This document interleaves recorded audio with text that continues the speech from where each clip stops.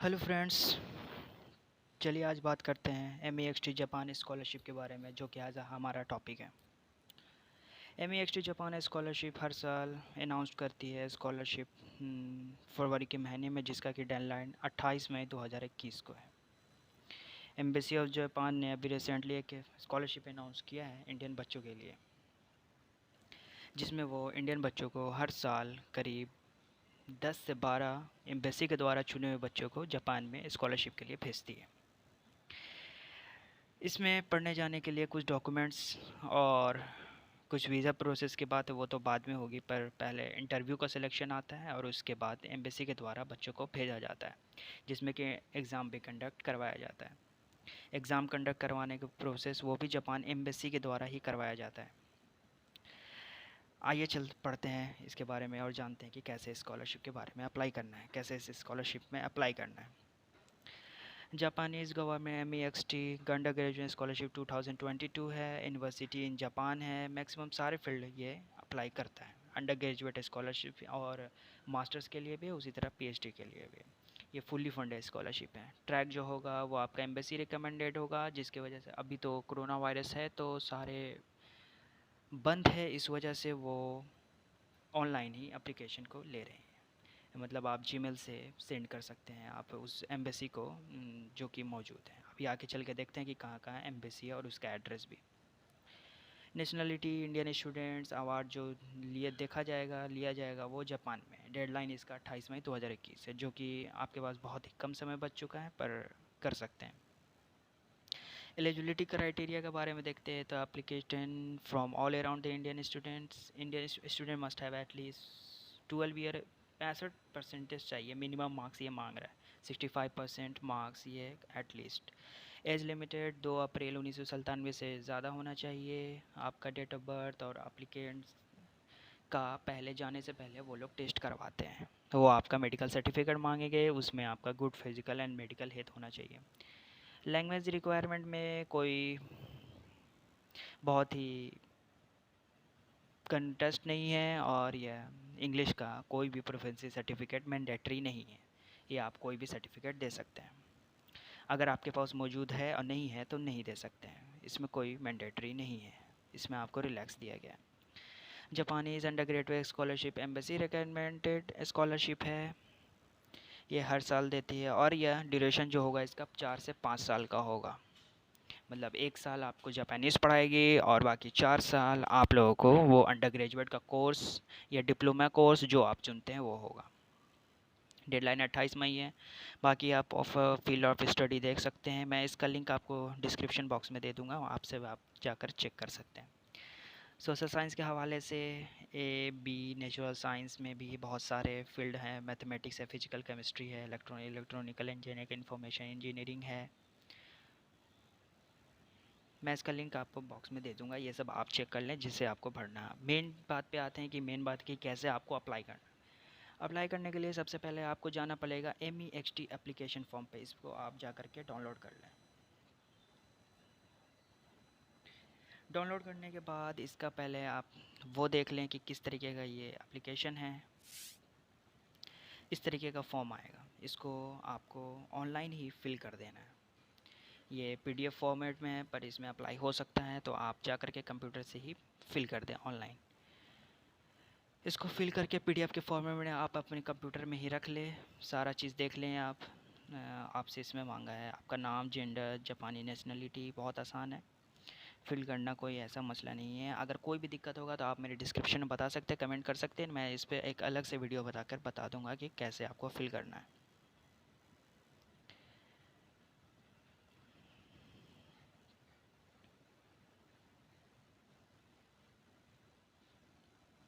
दूसरा है certificate of health.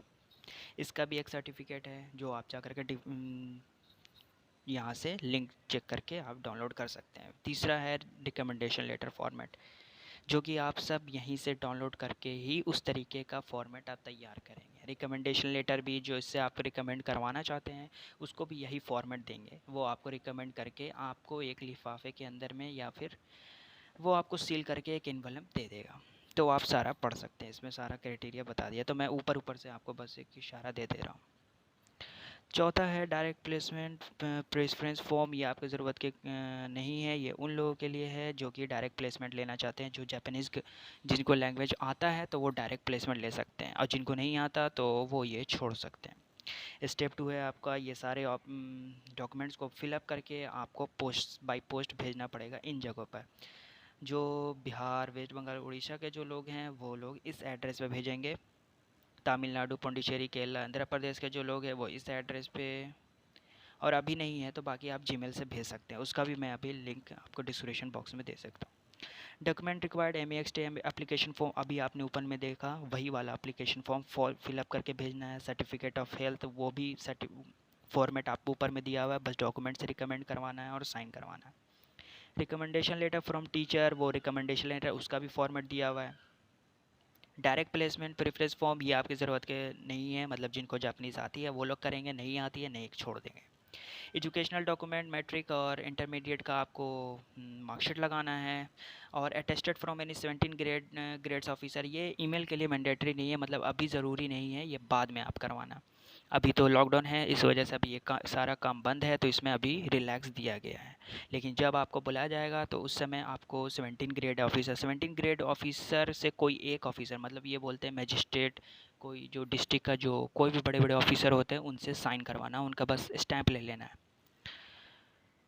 Graduate, ये तो अंडर ग्रेजुएट के लिए ज़रूरी नहीं है। सर्टिफिकेट ऑफ यूनिवर्सिटी, ये भी ज़रूरी नहीं है। सर्टिफिकेट ऑफ लैंग्वेज प्रोफेंसी, ये भी ज़रूरी नहीं है। तो मेन बस ये तीनों, MEXT application form, certificate health, recommendation letter, ये तीनों का फॉर्मेट ऊपर ही में है, और बस आपको मार्कशीट लगा करके सेंड कर देना है उस ईमेल पे। ईमेल मैं आपको अब तुरंत बताता हूँ।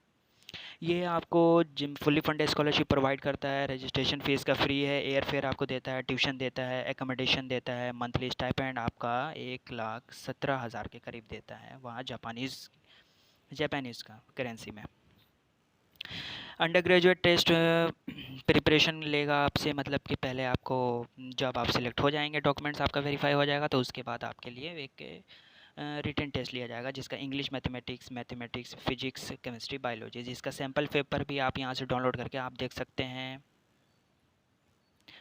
फॉर ऑफिशियल अनाउंसमेंट के लिए आप इस पे जाएंगे, देखिए आपका आ गया embassy of Japan in India. इस पे जा करके आप सारा चीज़ चेक कर सकते हैं कि अंडर ग्रेजुएट के लिए एप्लीकेशन गाइडलाइन आप ऊपर से डाउनलोड कर सकते हैं, आप पढ़ सकते हैं उसको, और एप्लीकेशन फॉर्म आप यहाँ से भी डाउनलोड कर सकते हैं। Certificate of health, simple recommendation letter, ये तीन चीज़।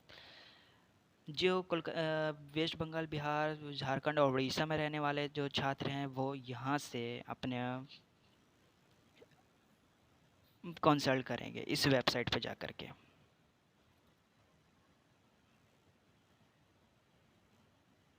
नीचे वाला वेबसाइट पे जा कर के आप कंसल्ट करेंगे।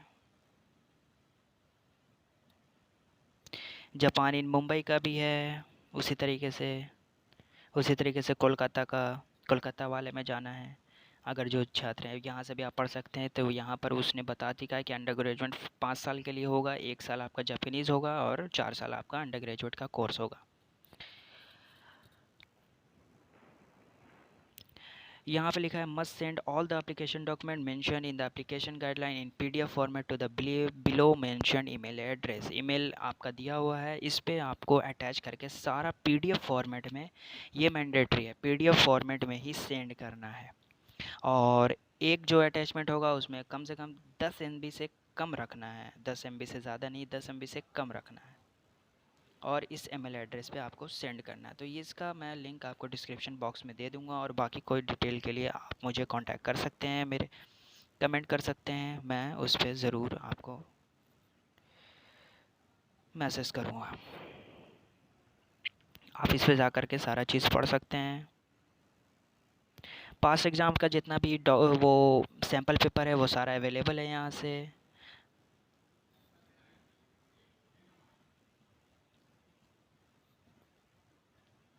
एप्लीकेशन गाइडलाइन भी आप यहाँ से डाउनलोड कर सकते हैं, आप इस पे जा कर के देख सकते हैं।